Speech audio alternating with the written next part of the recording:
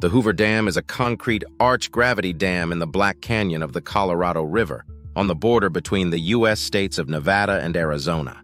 Construction began on the dam in 1931 and was completed in 1936, with the dam opening for hydroelectric power generation in 1937.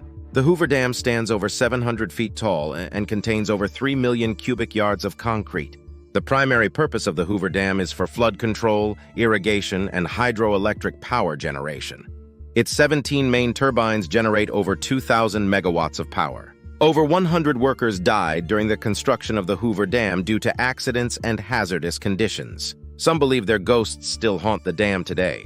The Hoover Dam forms Lake Mead, one of the largest man-made reservoirs in the country, able to hold over 28 million acre-feet of water.